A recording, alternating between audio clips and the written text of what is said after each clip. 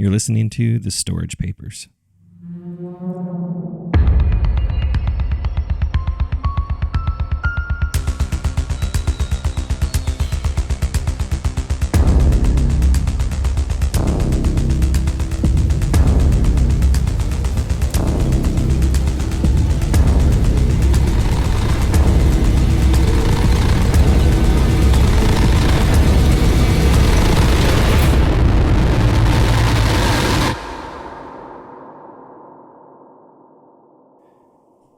Episode 7, Shealynn.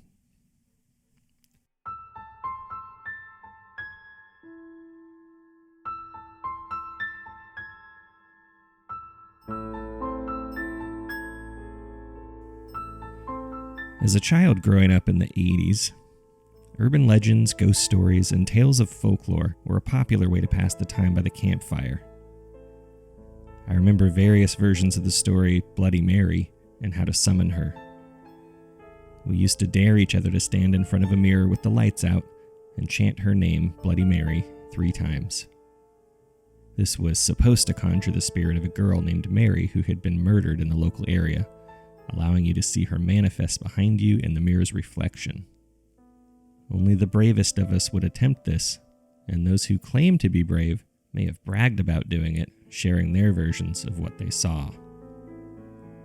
Of course, these stories weren't really true, and it was generally understood that it was all make-believe. Stories fabricated to keep children in their beds at night. Control through fear. For this very reason, I'm finding it very difficult to entertain the possibility of this week's witness statement to be true. They say the best fiction is based in some element of truth, but where does the line blur when very real repercussions occur? I'd like to know what you think. Witness statement from Todd Smalley, Monday, August 8th, 2006, concerning the disappearance of Shane Masterson. Statement recorded by Detective Roger Traynor. We'd been camping in the Angeles National Forest every summer since we were in grade school with our families. After we graduated from high school this year, we decided to keep the tradition going since we were all staying in town. Our parents had a barbecue planned on Saturday, and they all agreed they were comfortable letting us go on our own, so long as we stuck together.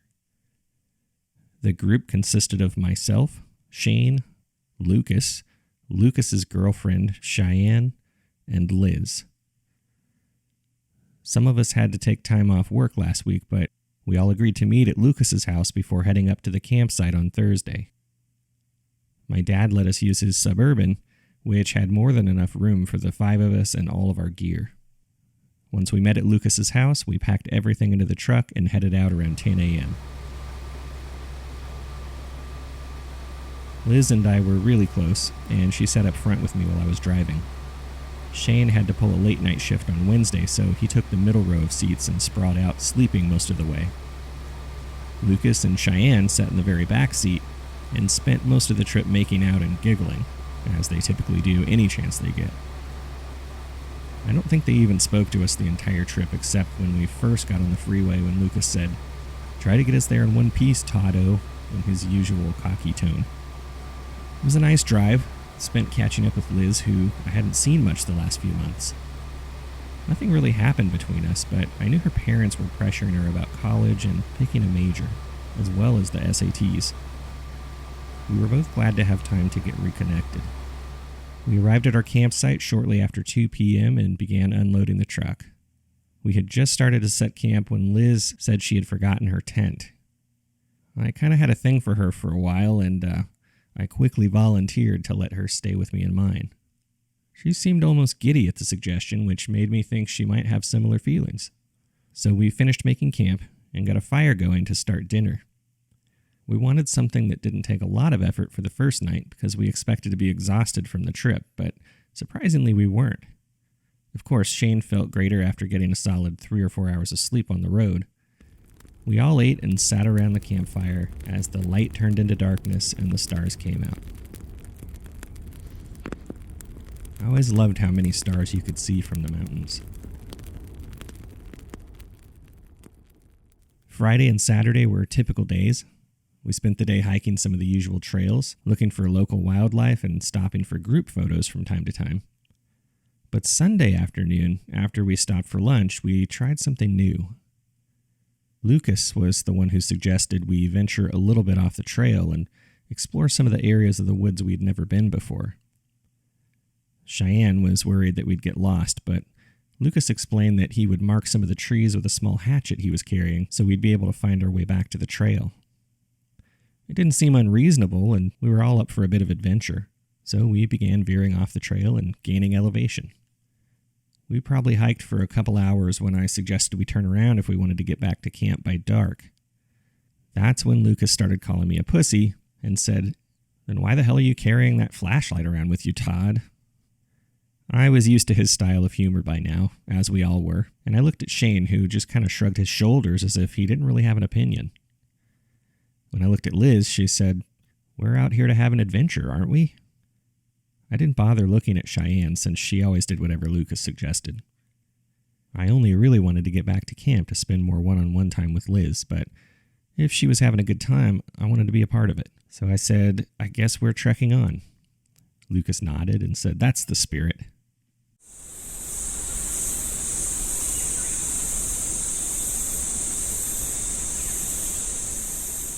We hiked until about 7 p.m., well after dark, before Shane suggested we turn around finally. Of course, Lucas taunted him, but Shane said he had run out of water, and we still had a long way to go to get back. We all agreed to take a break and found a log to sit on while we discussed it. I have to admit, it was really kind of cool being that far out without any knowledge or idea how far away from civilization we really were. The forest was much thicker than where we set up camp. It was so dark. We all agreed to turn off our flashlights and just enjoy the moment for a few minutes. Nobody spoke, and aside from each other's breathing, the only sounds we could hear were insects and the occasional owl hooting.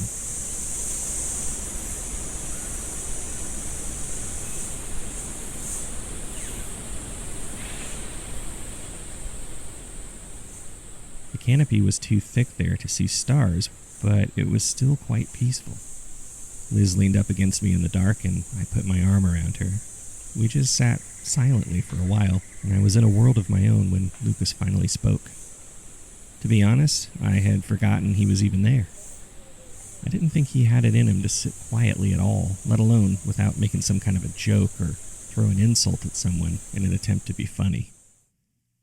Lucas said in a more serious tone than usual, "Have you ever heard of Shealynn?"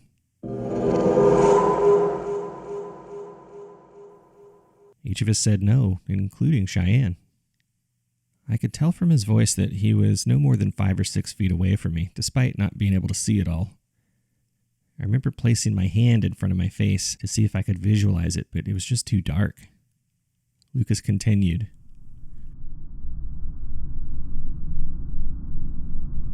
Shealynn is rumored to haunt these woods.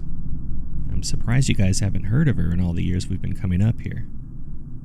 Cheyenne accused him of making this up on the spot, but he assured her he hadn't. He sounded genuine.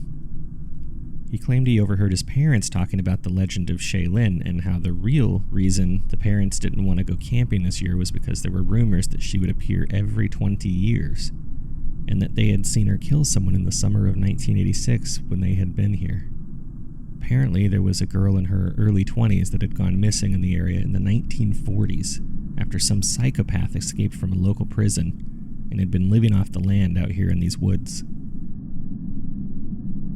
The rumors were that the girl was lured into the woods by some unseen force. One of her friends that was hiking with her was the last person to see her.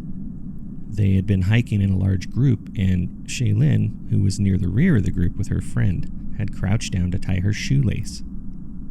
Nobody stopped hiking, and eventually the few people behind her had passed.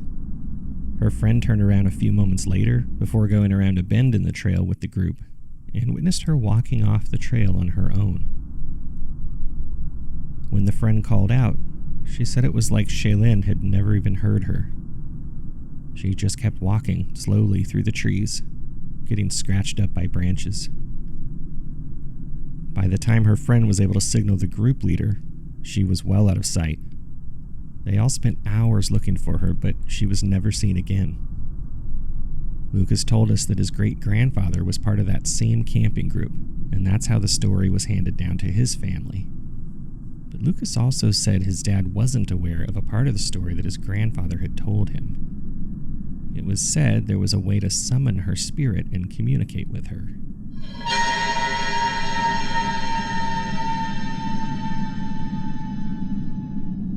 By this time, Shane called Lucas out and said, "No way, man, I don't believe any of this bullshit." Lucas still sounded sincere when he was claiming it was the truth, at least how his grandfather had told him the story. It was Shane who suggested we test that theory.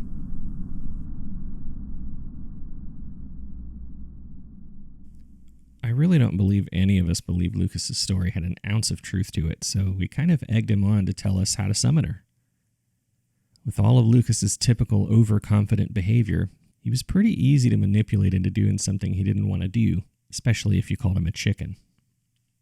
After we broke him down, he explained that to summon the spirit of Shealynn, you needed to first make yourself vulnerable.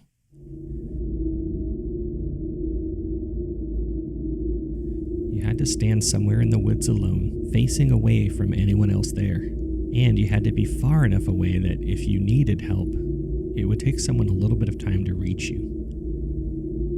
Shane seemed eager to try this and said, "Okay, what's next?" Lucas said that there was a chant that you had to repeat with your eyes closed, and that it was important that whoever vocalized the chant not open their eyes. Shealynn would then appear and communicate with you. But if you open your eyes, your very soul was vulnerable. Shane just thought this was a big joke, and he said, "Okay." Lucas was offended by Shane's disbelief and suggested that we just head back to camp if we weren't going to take it seriously. But Shane apologized and said, "Is there anything else I should know before summoning Shealynn?" Lucas said, "Yes, just don't run." He said his grandfather never explained why, but reiterated that no matter what you see or hear, you should not run. He believed that by running after you've summoned her, and before she leaves your presence on her own, you are inviting her to go with you as you leave. So whatever you do, regardless of what you might see, Lucas said, do not run. By then, Shane was excited to try it out, and he said, "Okay, let's do this. How does the chant go?" Lucas said, "Once you get away from the group, close your eyes and recite. Shealynn, Shealynn, where have you been? Was your name not heard when 'twas called? What reason had you? What fate befell you? Come forth and commune with us all." Shane rehearsed it a couple of times and laughed, making some reference to Dr. Seuss's Green Eggs and Ham. Lucas turned his flashlight on and pointed it straight up towards the canopy. By this time, our eyes had adjusted to the darkness, so that small amount of light hitting the bottom of the trees above our heads was plenty to allow us to see Shane walking through a small clearing away from us. He couldn't have been more than 30 yards or so away when he stepped onto a rock that was about knee-high. He waved and asked if we were ready. Lucas reminded him to turn around, so he did. As Shane faced away from us, we all sat in silence as we listened to him chant. "Shealynn, Shealynn, where have you been? Was your name not heard when 'twas called? What reason had you? What fate befell you? Come forth and commune with us all."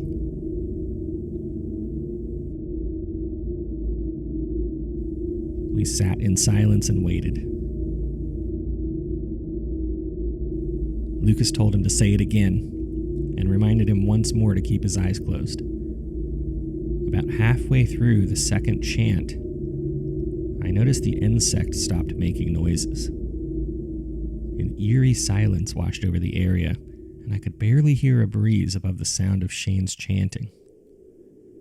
I looked over at Liz, and she began looking right back at me, affirming that she also noticed a change in the atmosphere. I reached for her hand, and I felt a stinging sensation as a small flash of light emanated from my hand. with static electricity. The whole place seemed charged. Shane continued chanting, and I noticed Lucas and Shealynn embracing one another in the dim light. Then a few feet behind us, in the opposite direction that Shane had gone, a twig snapped in the dark.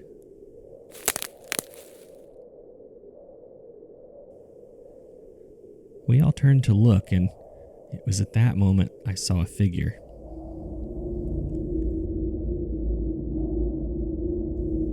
I couldn't tell what it was at first, but it seemed to be about the height of a person, a little taller than myself.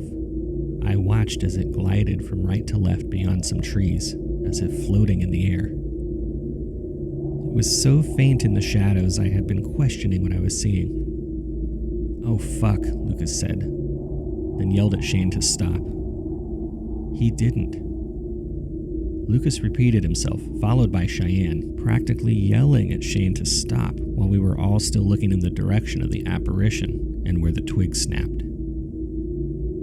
Shane continued chanting as though he hadn't even heard them. That's when Liz turned around to look back at Shane. Liz's scream made us all jump to our feet. It took me a moment to realize why she was screaming.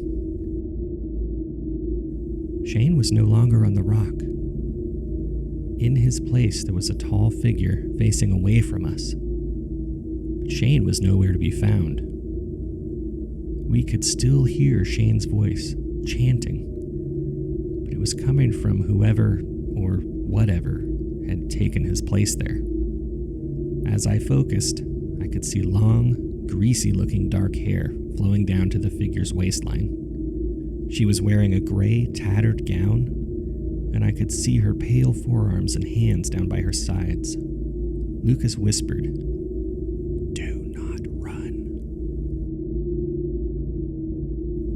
I don't even know if I could at that point, even if I wanted to. I was frozen with fear, and I noticed more details about this apparition. As I looked down towards the rock she was standing on, I noticed I couldn't see any legs or feet. The bottom of her gown was about 3 feet above the rock, and she was suspended in the air above it. We all just stood there and watched. The chanting stopped eventually, and she was still on the rock for a moment. Then we heard a ghastly noise.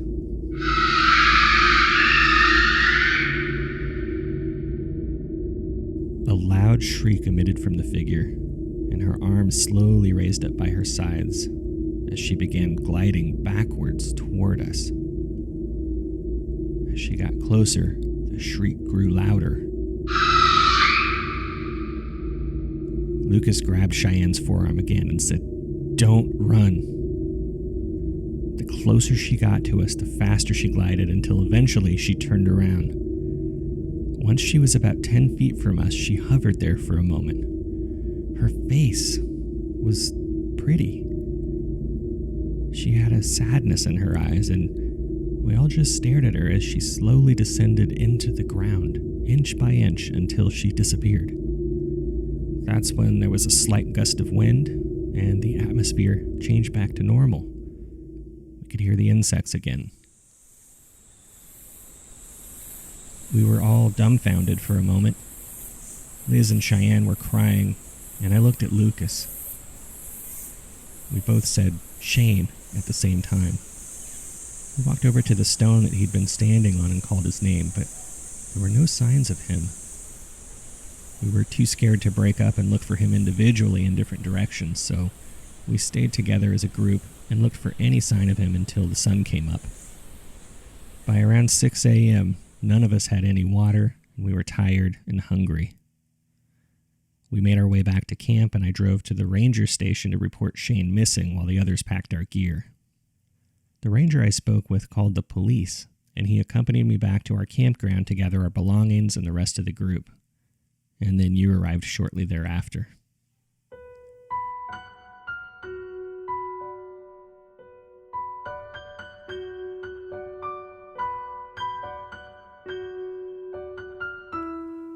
Detective's notes. Todd Smalley and Lucas Nielsen volunteered to lead me, some deputies, and the ranger out to the location where Shane Masterson was last seen. In the daylight, it took us about 2 hours to hike there, and it was too remote to have been reached by vehicle. We followed the fresh notches hacked into the trees by the Nielsen boys' hatchet. Once we reached the rock the kids said Shane had been standing on, we didn't see any sign of tracks or indications that anyone had traveled through the area. Small teams were dispersed in a circular pattern to search for the boy, and within about 30 minutes, one team radioed in saying they had found something. It was a makeshift grave, and it was shallow. Protruding from the small mound were some bones. Old bones. We taped off the area and called a forensics team out there as we continued to search for the Masterson boy. Search efforts were conducted for over 2 weeks, covering over 100 square miles. Nothing was found outside the initial grave we found. The medical examiner concluded the remains were of a female in her early 20s with dark hair. No cause of death could be determined, and positive ID could not be obtained. After searching through local records and cold cases, I was able to confirm the disappearance of one Shealynn Wilson, a 22-year-old female who had been last seen hiking with some friends shortly after the end of World War II. The police report filed at the time indicated that the missing girl was witnessed practicing witchcraft at the camp that year. Once the parents were informed and shown evidence of this, they ceased to express interest in any search efforts. I'd like to hear your thoughts on the cases I've brought forward so far, particularly this one. Urban legends have to have some origin. Do you think this one could potentially be real? You can reach me by social media or email. I'm on Twitter and Instagram @storagepapers, or email me at thestoragepapers@gmail.com. Additionally, you can leave me a voice message at anchor.fm/thestoragepapers. Make sure to reference episode 7, Shealynn, in your subject line. Thank you for listening to The Storage Papers. I'll be back in 2 weeks with another case for you. I may be back a little sooner with some additional evidence of things going on in my home. I'm starting to believe they're directly related to how deep I am digging into these papers.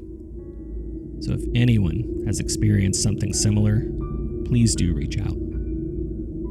Stay safe, and by all means, please avoid trying to summon any spirits.